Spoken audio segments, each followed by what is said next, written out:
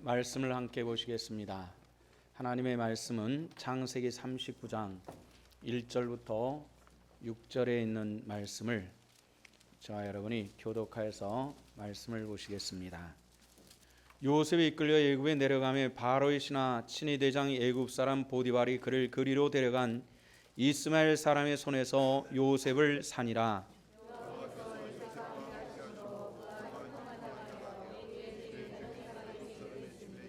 그의 주인이 여호와께서 그와 함께 하심을 보며 또 여호와께서 그의 범사에 형통하게 하심을 보았더라.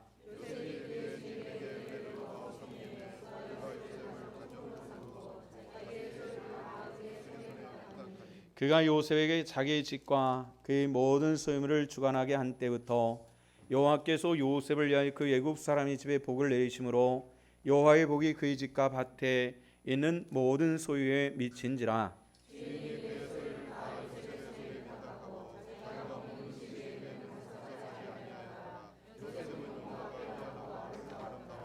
아멘. 한문 사자성어 중에서 세옹지마라고 하는 말이 있죠.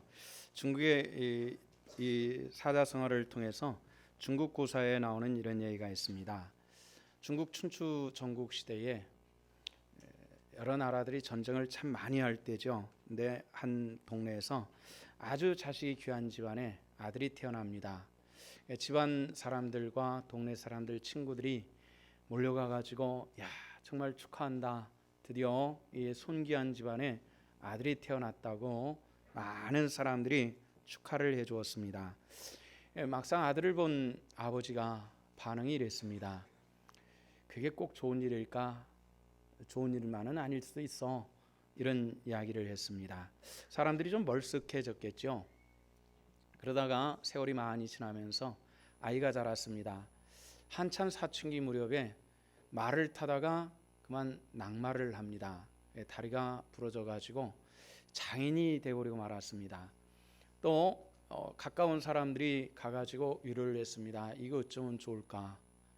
귀한 집에 아들이 태어났는데 그 아들이 장인이 됐으니 이거 어쩌면 좋을까? 하고 탄식을 했습니다.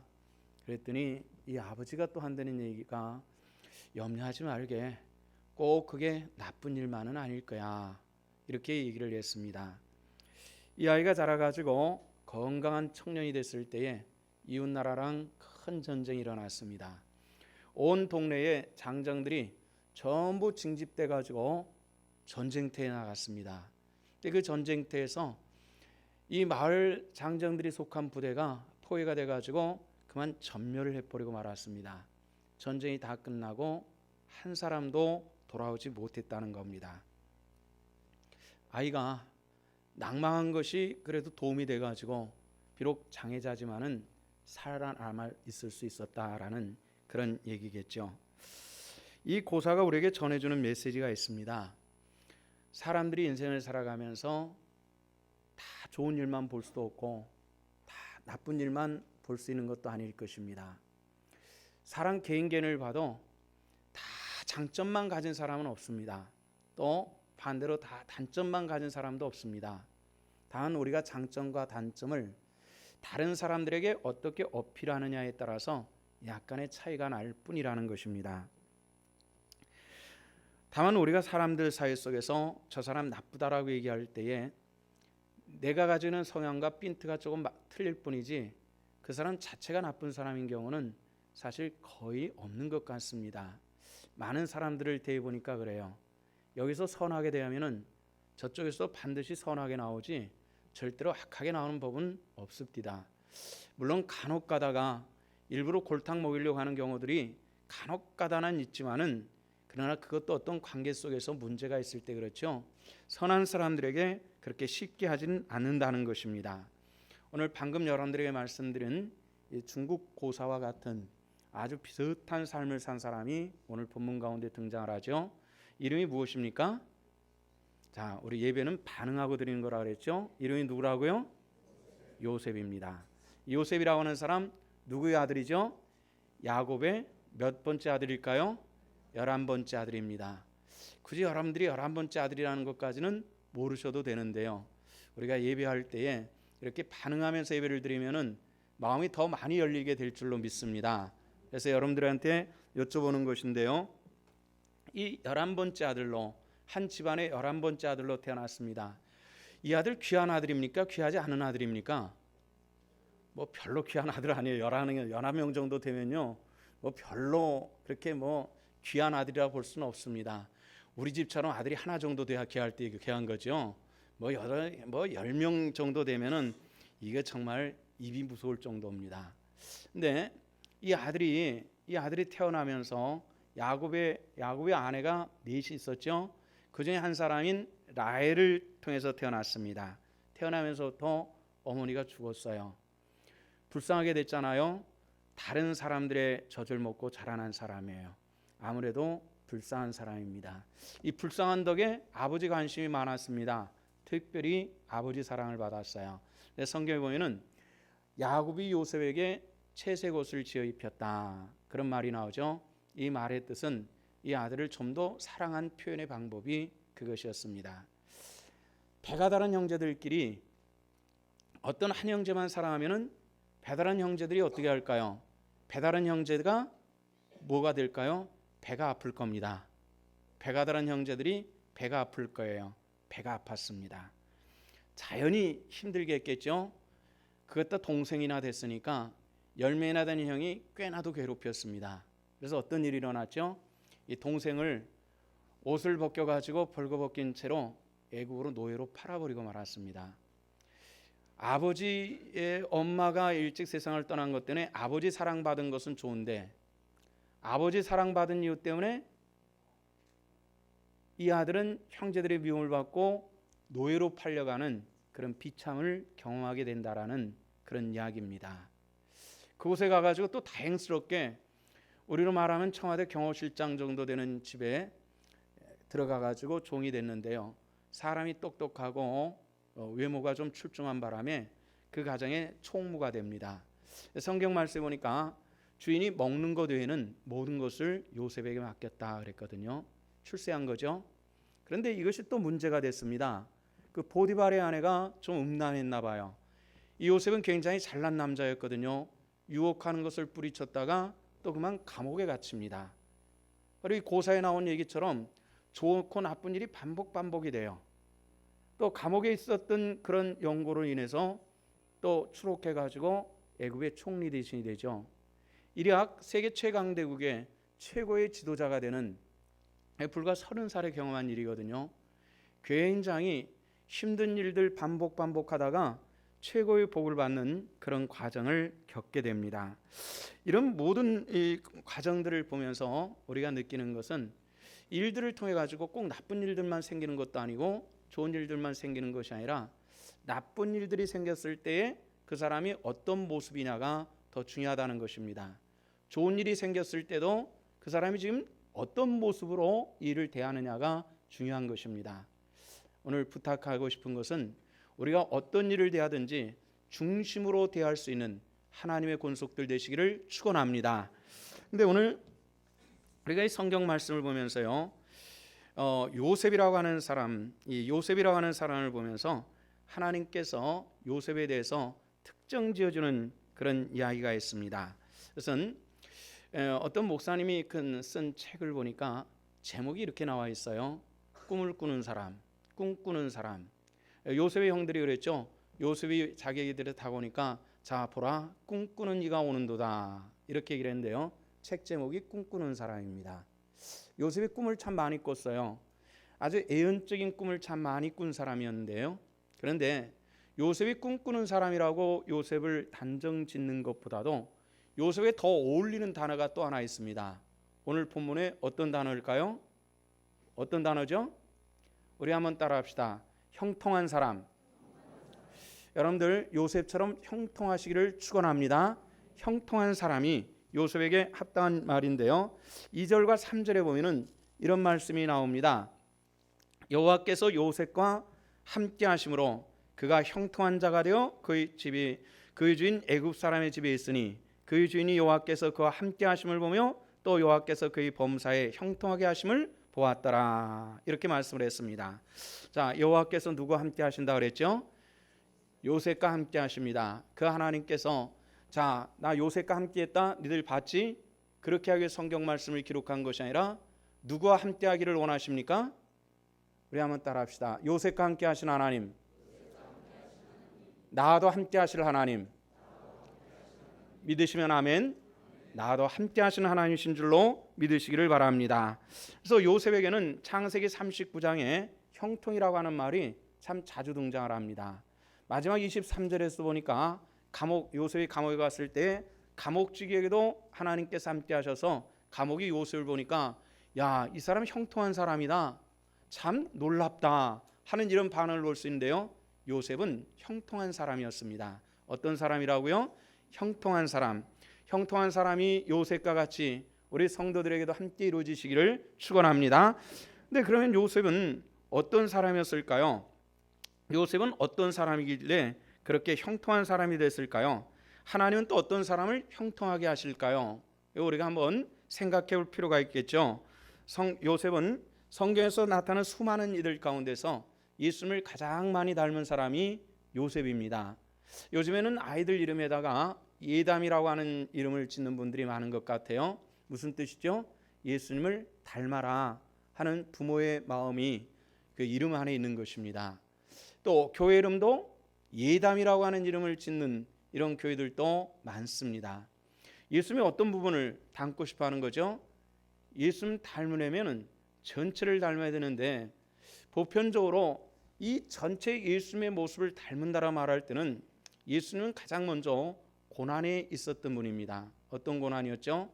태어나자마자 헤롯이 죽이려고 해가지고 그 부모인 요셉과 마리아와 함께 애굽으로 도망가가지고 어린 시절을 애굽 땅 이방 땅에서 어렵게 살아왔던 사람이 예수님입니다. 또 예수님께서 30세 공생으로 들어가시면서 고난을 참 많이 당하셨어요. 굶기도 많이 하셨고 또 그리고 멸시도 많이 받았고요. 그리고 채찍질 당하고 십자가 지시고 가시면류관을 쓰시고 종려는 십자가에 못 박혀 죽으셨습니다. 누구를 위해서요? 우리를 위해서 죽으신 줄로 믿습니다. 근데 예수님의 고난은 전혀 관계가 없이 예수님은 권세 있는 분, 하나님의 아들, 그리고 예수님의 성품을 볼 때 뭐라 그랬어요? 온유와 겸손의 하나님의 아들. 이런 걸 볼 때 예수님의 성품답고 예수님의 권능 있는 삶을 담기를 원해서 예담이라는 이름을 참 많이 짓습니다. 근데 예수님의 성품이라든가 권능이라든가 이런 걸 다 재놓고요, 예수님처럼 고난받기를 원하십니까? 예수님 닮다면은 그 고난도 닮을까요? 이런 얘기를 하면은 아마 100이면 100사람 아니 그거는 감당 못하겠는데요, 고개를 절레절레 흔들 수밖에 없을 것입니다. 아이들에게 단팥빵을 주면은 아이들은 껍데기는 다 그냥 이 밀가루 된 것은 찢어버리고 단팥빵 달콤한 것만 쪽쪽 빨아먹지요. 우리 신앙생활이 그렇게 하려고 하는 경우들이 굉장히 많습니다. 어렵고 힘든 것들은 무조건 제하고 안에는 단팥빵처럼 맛있고 부드러운 것만 먹으려고 하는 것이 우리 신앙생활의 문제일 수 있다는 것입니다. 여러분들 주님의 고난도 한번 깊이 한번 생각해 보시고요. 요셉은 그런 그 형통의 자리에 들어가기까지는 하나님께서 날마다 요셉과 함께 하셨지만은 요셉은 하나님께서 함께 하심을 통해서 고난도 승리로 이겨나갈 수 있는 그런 하나님의 사람이었습니다. 때로는 어려운 일이 있을 수 있어요. 그럴 때 예수 그리스도의 은혜를 생각하고 요셉을 형통케 하시는 하나님의 손길이 우리 성도들 가운데 함께 하시기를 축원합니다. 근데 가장 중요한 것은 우리가 이 요셉의 형통을 보면은 하나님께서 함께 하셨다는 것을 알 수가 있는데요, 오늘 성경 말씀에 보면은 이런 얘기가 나오죠. 자, 2절 말씀을 같이 한번 읽어봅시다. 다 같이 시작. 여호와께서 요셉과 함께 하심으로 그가 형통한 자가 되어 그의 주인 애굽 사람의 집에 있으니 아멘. 자, 여호와께서 요셉과 뭐라 그랬어요? 함께 하심으로. 요셉과 함께 하셨다는 얘기입니다. 어느 자리에 있든지 하나님께서 함께 하시는 사람이 축복받은 사람이요 이기는 사람이 될 줄로 믿습니다. 오늘 많은 이들이 하나님께서 함께 하시면 좋고 아멘 할 수 없고 그래도 내가 돈 잘 벌고 출세하면 됐어, 성공이야, 이렇게 생각하는 사람들이 의외로 굉장히 많습니다. 인생의 목적을 딱 세워놓고 그것을 딱 이루면은 이건 성공, 뭐 예수님의 은혜가 있으면 더 좋은 거고 뭐 없어도 할 수 없고 내가 돈 잘 벌고 지위가 있고 뭐 자식 잘 되고 건강하고 우리 다 된 거 아니야? 이렇게 생각하는 사람들이 의외로 많다는 것입니다. 우리 신앙의 가치관이 그렇지 않다는 것에 문제가 있습니다. 이런 잘못된 가치관과 사고방식이 오늘날 예수를 믿는 사람들, 심지어는 저와 같은 목회자들 가운데서 이런 가치관이 완전히 자리하고 있다는 것이 오늘 우리들이 가지고 있는 가장 큰 슬픔이고 가장 교회가 가지고 있는 위기고 오늘 기독교 신앙이 가지고 있는 가장 큰 어려움이 바로 여기 있다는 것을 우리가 알아야 된다는 것입니다. 오늘 교회가 또 신앙인들이 그 본질성을 이루어가고 사라지고 있는데도 불구하고 성공해서 그건 사랑이고 축복이야 이런 생각입니다. 어떤 범죄적인 데 있어서도 사람들이 재물을 많이 얻었으면 그 사람 축복받았어, 이것이 세상 사람들의 가치관은 어쩌면 그렇게 될 수 있을지 몰라도 우리 기독교인들이 그런 가치관에 수용될 수는 없다는 것이죠. 오늘 본문 뒤에 나오는 23절에 보면 이런 얘기가 나옵니다. 가축장이 그의 손에 맡긴 것을 무엇이든지 살펴보지 아니하였으니 이는 여호와께서 요셉과 함께 하심이라 여호와께서 그를 범사에 형통하게 하셨더라 하는 이런 말씀을 봅니다. 여러분들, 하나님께서 요셉과 함께 하시고 요셉을 형통하게 하신 분이 하나님이신 줄로 믿으시기를 바랍니다. 그러니까 우리가 하나님으로부터 우리가 형통이라고 하는 말은 하나님께서 함께 하시는 것이 아닐 때는 이게 형통이 아니라는 것입니다. 오직 내가 어떤 일에 처해도 하나님께서 함께 하시는 그 형통의 축복이 우리 성도들의 것이 되시기를 주님의 이름으로 부탁을 드립니다. 이런 시각을 가지고 우리가 성경을 보면은 느낌이 굉장히 많습니다. 다니엘서에 보면요, 다니엘은 여러 선자들 가운데서 굉장히 중요한 위치를 차지하는 분입니다. 그것은 종말에 나타나는 수많은 사건들에 대해서 예언한 이 선자가 다니엘입니다. 다니엘의 성격을 보면은 굉장히 신앙 중심이 굉장히 강했어요. 그래서 다니엘이 그런 어려움을 겪으면서도 어떤 영적인 기준을 딱 세우면은 그것을 끝까지 밀고 나갔던 사람이 다니엘입니다. 그런 연구를 통해 가지고 다니엘은 사자굴 속에 들어가는 이런 경험을 하죠. 그 주변에 있던 세 친구들은 용광로가 최대로 온도가 올라왔을 때 거기 집어넣어주는 그런 고통의 시간들을 경험을 합니다. 그러나 성경에서는 이것을 다니엘이 벌받았다, 저주받았다 이렇게 얘기를 하지 않는다는 것입니다. 그런 가운데서도 다니엘은 사자굴 속에서 살아나왔고 다니엘의 세 친구들이 풀무불 속에서도 살아나오는 이 놀라운 축복을 체험을 합니다. 바로 그것이 형통인 줄로 믿습니다.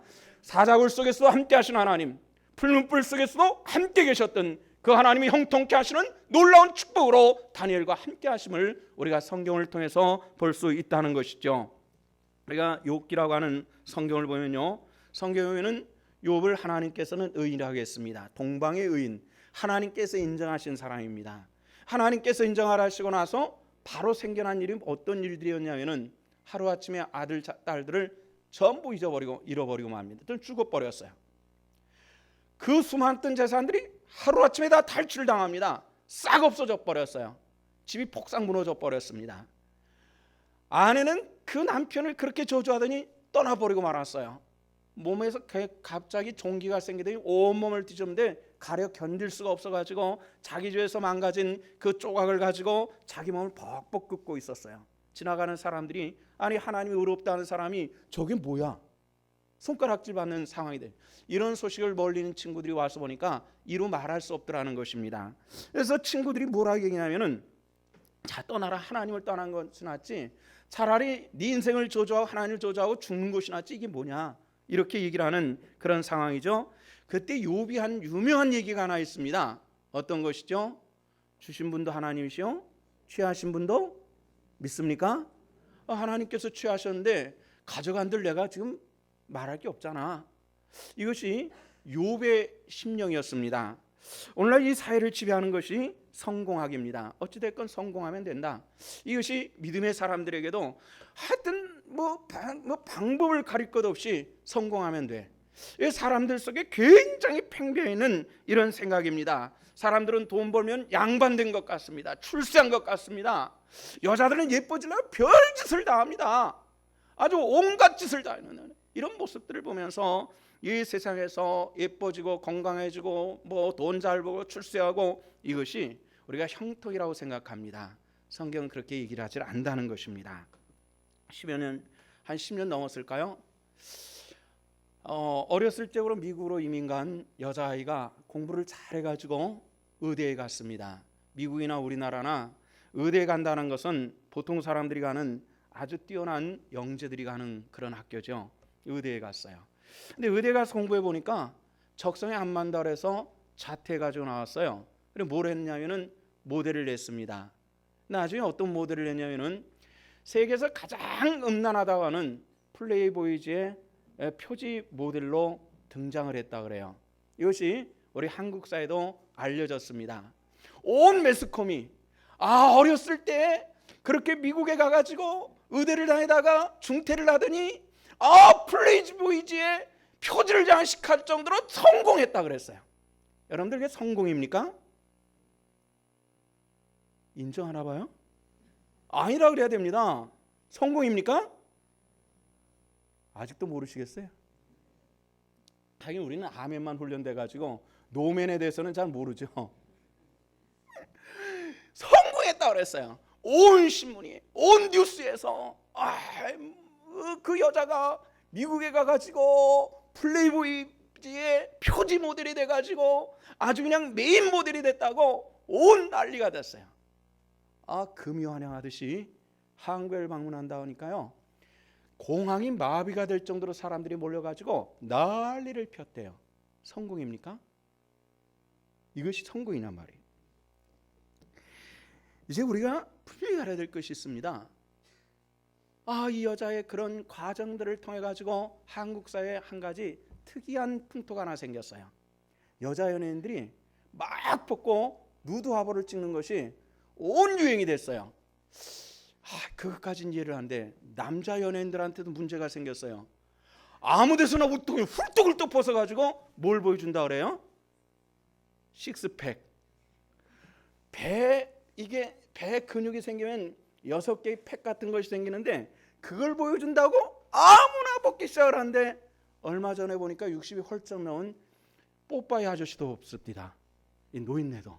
세상이 그렇게 변해버리고 말았어요. 이것이 한국 사회에 미쳐진 그런 영향이었습니다. 호의호식하는 것이라든가 돈 버는 것이라든가 수많은 사람들에게 알려진 것이 결국은 이것이 형통이 아니라는 것입니다. 오늘날 이런 것들이, 오늘 잘못된 가치관이 교회까지 가득 차기 시작을 했어요. 찬송도 변하기 시작했어요. 옛날에 찬송들은 이런 찬송 많이 불렀어요. 우리 그래 불러는 438장 찬송 보시면은 높은 산이 거친 들이 조막이나 궁궐이나 내 주 예수 모신 곳이 그 어디나 뭐라고요? 하늘나라. 믿습니까? 내 주 예수 모신 곳이, 하나님께서 함께 하신 곳이 그 어느 곳이든지 하나님의 나라다. 이런 찬송했잖아요.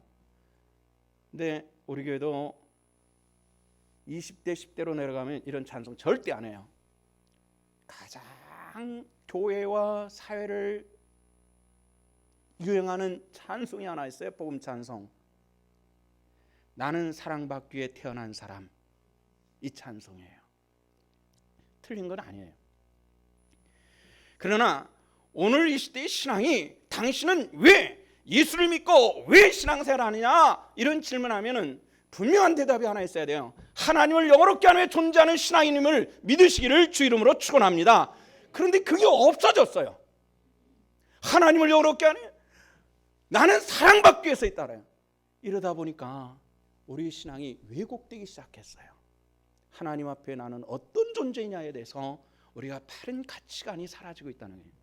물론 이 찬송이 틀린 것도 아니고 나쁘다는 것도 아니고 비난하는 것도 아닙니다. 사랑받기 위해 태어난 사람. 어떤 그런 것이 작은 사람들이 이런 것을 사랑받기 위해 태어난 사람이 해주는 것도 괜찮아요. 이런 것이 세상 사람들에도 굉장히 어필되고 안 믿는 사람도 나는 사랑받기 위해 태어난 사람, 그런 노래를 참 많이 해요. 좋죠? 그러나 우리가 바탕이 있어야 돼요. 우리 구주 예수 모신 곳이 초막이나 궁궐이나 그 어디나 하나님 나라라고 고백할 수 있는 그런 믿음의 권속들 되시길 부탁을 드립니다. 진정한 형통은 환경이나 조건을 초월하는 것입니다. 오늘날 수많은 사람들이 조건을 견줍니다. 저 사람과 나와 얼만큼 다른가 저 사람보다 내가 좀 더 좋은 조건을 가지고 있으면 행복한 것이고, 저 사람보다 내가 좀 못하면 불행한 것이고, 저 사람과 경쟁을 해서 내가 좀 더 점수 많이 맞았으면 나는 승리한 것 같고, 저 사람과 경쟁해서 내가 진급에 처진 것 같으면 나는 실패한 사람 같고, 이런 생각을 하면서 우리는 남과 비교했을 때 조금 더 탁월한 것을 형통이라고 생각합니다. 그러나 이것은 탁월함, 남과 비교해서 탁월함이 형통함이 아니라 이런 모든 조건을 초월하는 것이 형통이라는 것입니다. 음식을 먹기 위해서 음식점에 가보면은 신앙생활을 조금 한 집에는 반드시 걸려있는 둘 중에 하나는 걸려있는 문구가 있습니다. 하나는 빌립보서 4장 13절의 말씀입니다.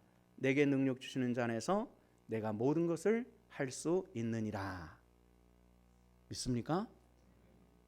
그런데 그거 아멘 하려면요, 알아야 되는 것이 있어요. 11절과 12절을 알아야 돼요. 11절과 12절 읽어드릴게요. 내가 어떤 형편에 내가 자족하기를 배웠느니 내가 비천에 처할 줄도 알고 풍부에 처할 줄도 알아. 모든 일에 배부름에 배고픔과 풍부와 궁핍에도 일체의 비결을 배웠노라. 그리고 나서 나온 것이 내게 능력 주시는 자 안에서 내가 모든 것을 할 수 있느니라, 이런 말이에요. 바울은 주의를 감당하기 위해서 때로는 배고픈 자리에 들어가기도 했어요. 때로는 메마른 자리에 들어가요. 강도를 만나기도 했어요. 죽기도 했어요. 죽을 뻔한 고생들을 수없이 했어요. 그런 가운데서도 내게 하나님께서 능력 주심으로 내가 모든 것을 할 수 있느니라, 이렇게 했거든요. 근데 그 앞에 말을 쏙 빼버렸어요. 내게 능력 주신다, 내가 모든 것을 할 수 있어, 그것만 딱 차용해버리고 말았어요. 또 하나 있죠. 잠언서 8장 7절이에요. 내 시작은 미약하나 내 나중은 창대하리라. 믿습니까? 근데 그것도 우리가 알아야 돼요. 그 성경이 어디 있는 성경이에요?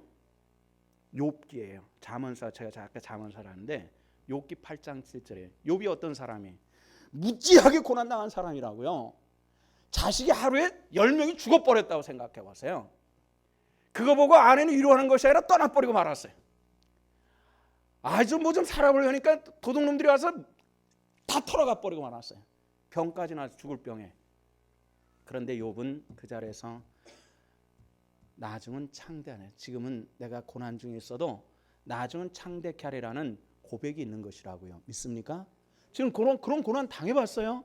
그런데 우리는 지금 뭐 조그맣게 시작하면서 하나님께 축복해 주실 거야, 지금 미약할지라 나중은 창대할 거야, 그건 부적입니다. 하나님 말씀 아니에요. 하나님의 말씀은 본질이 있어야만 합니다. 우리가 신앙생활에도 본질이 있어야만 합니다. 예수 그리스도 안에서 하나님께서 함께 하시는, 하나님께서 함께 하심을 통해서 형통케 하시는 이 본질적인 형통이 우리 성도들에게 함께 하시기를 주 이름으로 축원합니다. 특히 오늘 우리가 밀도 있게 보실 내용이 있습니다. 그것은 요셉의 성품입니다. 성경에 아까 말씀드렸죠. 성경의 수많은 사람들 가운데서 예수님을 가장 많이 닮은 사람이 요셉입니다. 이 요셉은 참 많이 닮은 사람이네. 그런데 요셉 한번 보세요. 태어나면서 엄마가 세상을 떠나요. 남의 좀 먹고 자랐어요. 형들한테 구박받고 자랐어요. 팔렸어요. 사람들의 속임당했어요. 상처 있는 사람입니까? 없는 사람입니까? 무지하게 많은 사람이잖아요, 상처가. 그런데 요셉이 총리 대신 됐을 때 누가 찾아오죠? 요셉을 노예로 팔아먹었던 그 형들이 찾아와요. 무릎 딱 꿇고 그 동생에게 이게 어떻게 목숨이라도 부지해 볼까 싶어가지고 달달달달 떨면서 그냥 이 아부스러운 얘기를 할 때 요셉이 눈물을 흘리며 뛰어내려가서 형들의 목을 껴안고 입을 맞추면서 뭐라고 했죠? 형님들 염려하지 마세요. 나를 이곳에 오게 한 것은 형님들이 아니라 하나님께서 이때를 준비하신 줄로 믿습니다. 이 대단한 얘기거든요. 여러분, 이 자신 있습니까? 제가 영적인 직분이 뭡니까? 목사잖아요. 저를 잘 아는 사람들, 또 제 아내 같은 경우는 저한테 이런 얘기를 해요. 당신은 뒤끝이 좀 있어. 괜히 뭐가 있으면 이를 악물고 한번 두고 봐 하는 그런 게 저한테 있어요. 너 나한테 그렇게 했어? 그래, 한번 나도 본때 한번 보여줄게. 저한테 그런 게 있어요, 정말로. 여러분들은 잘 모르시죠? 제가 꾹꾹 눌러 감춰놓거든요. 잘 모르실 거예요. 만약에 우리 형이 그렇게 와서 찾아왔다면, 형 한번 맛 좀 봐. 내가 그동안 얼마나 고생한 줄 알아. 애들아 쳐 집어넣어라. 뭐 이렇게 나올 수 있을 거예요. 이건 저뿐만 아니라 대부분의 사람들이 가지고 있는 그런 모습이에요. 왜냐하면 상처가 있기 때문에 그래요. 상처가 그렇게 만들 수 있어요.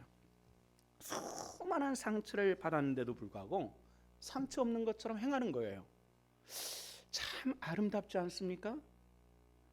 한 10여 년 동안 큰 교회에서 청소년 사역을 담당했던 목사님이 청소년들의 그 많은 상처들을 치료하기 위해서 애를 많이 쓰고, 그 다음에 어른 목회로 하게 됐어요. 이제 청소년 목회를 끝내고 어른 목회를 했는데, 10년 동안 애들 상처를 어루만지라고 10년을 보냈는데, 어른 목회를 하면 아니겠다 싶었더니 어른들은 더 하는 거예요. 끄떡하면 나 상처받았다고 넘어지니까, 이거 상처 치료하면 다니네. 끊임없이 상처만 치료하러 다닌다라는 그런 하소연을 하는 거예요. 저도 마찬가지. 27년 동안 이 교회에서 목회를 했어요. 상처받는 사람들 많이 봤어요. 얼마 전에 친구 교회에서 오랫동안 신앙생활 하신 분이 상처받고 교회를 떠났대요. 아니, 제가 잘 아는 교회니까, 아니 그 양반 왜 상처받고 떠났대? 물어봤더니 글쎄 내 설교가 길다고 상처받았대. 아니 설교가 길다고 상처받냐고 그걸? 예. 그럼 좀 상처받은 좀 설교 좀 줄이지. 벌써 한 두어 달서부터 증상이 나타나더래요. 예배드리는 폼이. 이렇게 예배를 드리다가 설교가 좀 길다 싶으면 자기 요거 보지. 딱 뒤를 쳐다보고 목사님 탁 째려보기를 2달 동안 하더래요. 그러더니 설교 길다고 떠나더래요. 무슨 신앙생활을 그렇게 하냐?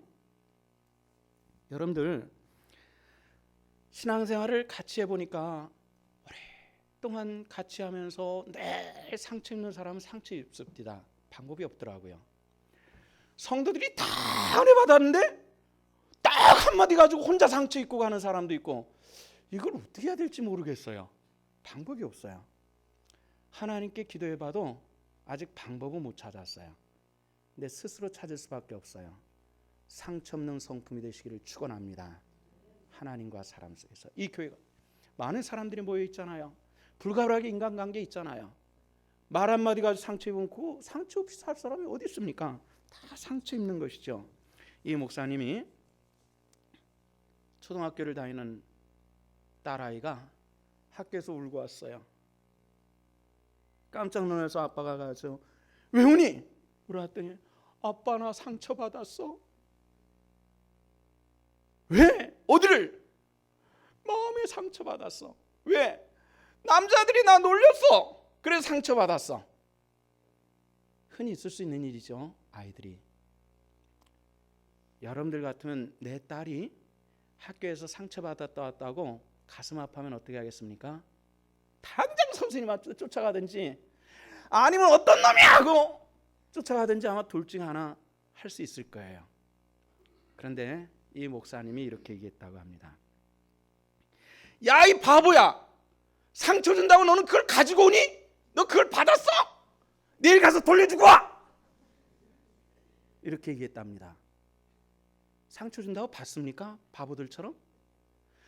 받는 사람은 늘 받기만 해. 늘 받기만 해. 그거 언제 치료돼요? 언제 우리가 정병적인 이 감정과 건강한 모습으로 신앙생활 할 수 있어요? 받지 마세요. 돌려주세요. 받지 마세요. 미국에 이런 우화가 있습니다. 독수리 사회도요, 떼거리로 살면서 우두머리 싸움이 치열합니다. 어떤 집단이든지 일단 보이면은 우두머리 싸움은 하게 돼 있습니다. 직장도 그렇고요. 어떤 곳도 군대도 계급 싸움이 있고요. 어디든지 싸움이 있을 수 있어요. 독수리도 마찬가지예요.